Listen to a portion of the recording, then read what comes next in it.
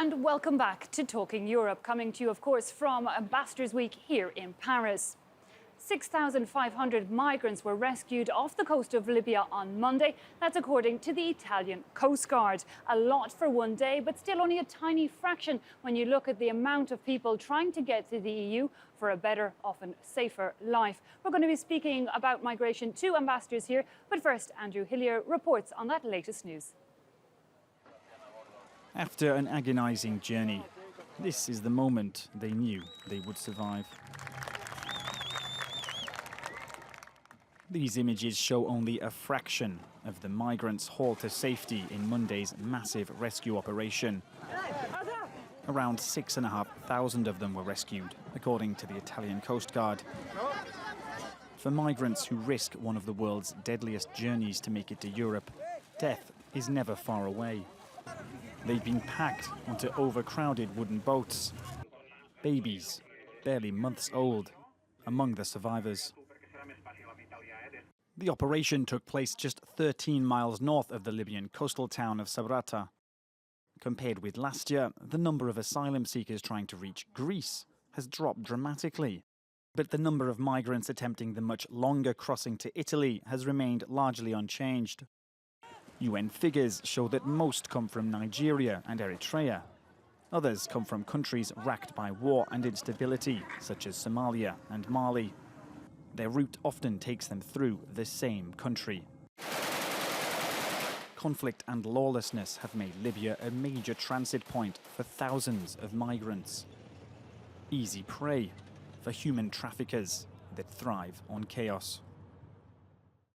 Well, the migration issue is the one we're going to look at in the second half of this show right now with our first guest, Director General of the French Administration for Refugees, OFPRA as it's known, Mr. Pascal Brice. Mr. Brice, thanks for your time. Shocking figures again coming in this week. You know, we saw that 6,500 people rescued on Monday alone. The EU clearly failing on the refugee issue and the migration question. Well, the fact is that for 2 years we've been living those dramas. People going away from wars, persecutions in Syria, Iraq, Afghanistan, Eritrea, other countries. We are facing this situation. We do it in France, we do it in Europe. We did improve, we have to improve more. What is important in this matter? What is it? Is to be completely committed to respect our obligations, international obligations about asylum. And the fact is that all those people living so awful situations crossing the Mediterranean Sea. Some of them will apply for asylum. Others, because they are going away from persecutions and wars. Others are going away from poverty, which is awful situations, but which is not about asylum. So we have to commit and to be committed in Europe, and in France especially, to respect the international law about asylum. And try and make that distinction to people to, I guess, help the most in need, first and foremost, perhaps, because clearly nobody risking their life unless they feel pretty desperate. But let's look at the refugees out of all these migrants. We saw last year the EU put in place this idea of relocation, a quota system. Not much action have come out of that. For example, France said that it would take some 30,000 people by 2017. How many people have arrived so far? That's right. Syrian people in Lebanon, in Turkey, in Jordan, some of them in Egypt. And we have a program of resettlement with the UNHCR, so that we make interviews there. People of OFPRA go there, make the interviews there, and then if they are people have to be protected under asylum, then they come in France. And then there is relocation. Of the people already in the EU, yeah. Alors, this is for people, relocation for people already in the EU. In Greece, for people who arrived before the 20th of March, before the agreement with Turkey, and people arriving in Italy. People from Syria, from Iraq, and from Eritrea. And people of OFPRA are now in Greece and Italy, so that those people can be relocated. You may know that nearly half of those refugees who have been relocated from Greece and Italy in the whole Europe have been relocated in France. How many is that, though? A few hundred? It's something nearly 2,000 people, which is far from our goals, but we will have to reach our goals. And I can tell you that now, for example, today, during 2 weeks, there is a team of OFPRA in Athens making the interviews there so that the people can be relocated. But when you look even at a country the size of France, one of the largest countries in Europe, 30,000 doesn't seem that many to me really overall. Part of you thinks, can the EU, can France not do a bit better? First, let's achieve our goals. And one, why is this delay? Is it a logistic reason that it's taken? Explanations for that. The first explanation is that during many months, the migrants were going directly to Germany. They didn't want to be protected under the system of relocation. Now the system is very popular. Why? Because the people arriving in Greece cannot go to Germany. So now there is a real interest from migrants for the system of relocation. But apart from this quota system, we've also seen this deal with Turkey. The International Organization for Migration says the number of deaths this year of people trying to get to the EU is actually up. I believe it's something like 17% more. Is it not that by doing things like the deal with Turkey, we're forcing people who desperately want to flee go dangerous routes? I don't believe so. I think that this agreement with Turkey is working in the sense that the refugees now are staying in Turkey. Then there is the problem of people coming from Africa through Libya, which is another problem, going to Italy. So what we have to do again is political solution in the countries of origin, helping third countries which do the main effort for refugees. Third, control our borders and make hotspot work so that refugees must be protected in Europe. Mm-hmm. And those who are not refugees have to go back to their country. But let's look more specifically then at France itself. I mean, we have Calais, this massive camp of refugees, migrants, something like 9,000 people. It's dirty, it's dangerous. What's the French government doing? Well, the fact is that it's a very specific situation. And as you may know, it's a situation that we have there because of the British decision, which is not to welcome those people. So what are we doing? What have we been doing? What did the French government do during 2 years, and what is OFPRA doing there?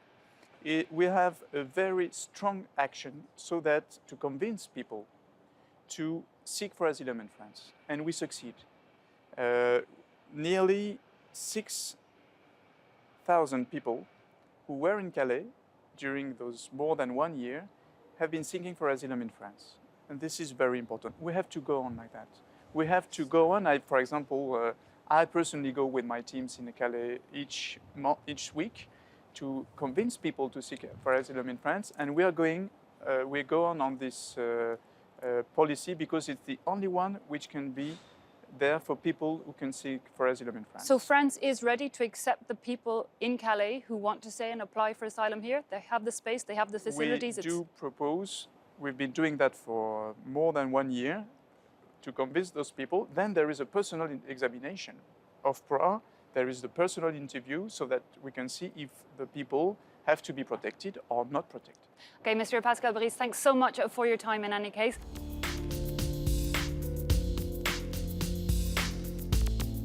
Well, German Chancellor Angela Merkel has been one of the most outspoken on the migration issue in the EU, calling for more solidarity, insisting that the relocation programme be put into action.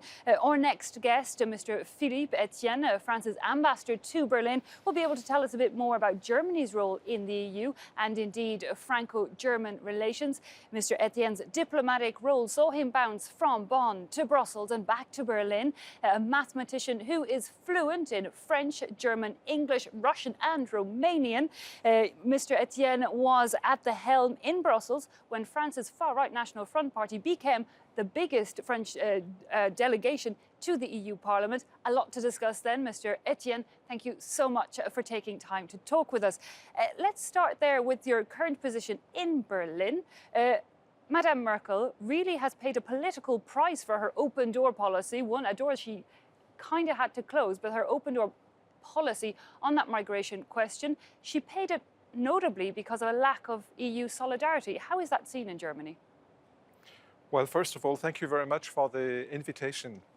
I'm not sure that I am so fluent in so many languages. I think that the question of the refugees is indeed the biggest question, maybe for Europe, first as a political question as such, but also as a question of solidarity and what matters the most in the European Union, which is solidarity and consistency. Indeed, it was first a big question for Germany. And very, very quickly the question was raised once a decision by Germany was taken to let the refugees into the country, what would be the European position. And there, I think that France and Germany very, very quickly, on the very first days of September last year, decided to go together for a European solution. And a European solution is, of course, how do we handle the problem itself and the question of the flow of refugees, but also very important how we establish a better management of our common external borders. And here we went very far and finally quite quickly, and how we handle the origins of the problems. And here especially the situation, the political and military situation in Syria. So of course the political price and the critics, the polemics were very important. It is normal, it is a huge problem, but also very quickly we had to decide on a European position. We made it, we have to implement it. Which is, plans are great, but actions are even Exactly. better. You mentioned there that France and Germany there, France more silent perhaps on the issue, but coming together in terms of wanting that EU-wide agreement. However, as you say, very little action since this plan came into place. Notably, a lot of Central or Eastern countries like Hungary, Poland, anti this system. I mean, how much pressure can be put on them? Sharp divisions across the bloc. I think that the most difficult European problems have been always problems for which we have needed time.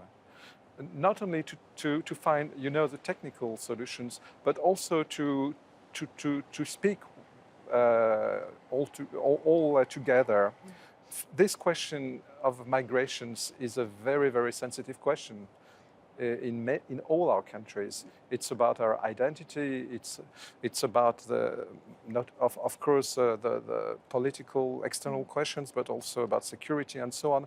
And it is normal that it has taken very much time, and it will still take time.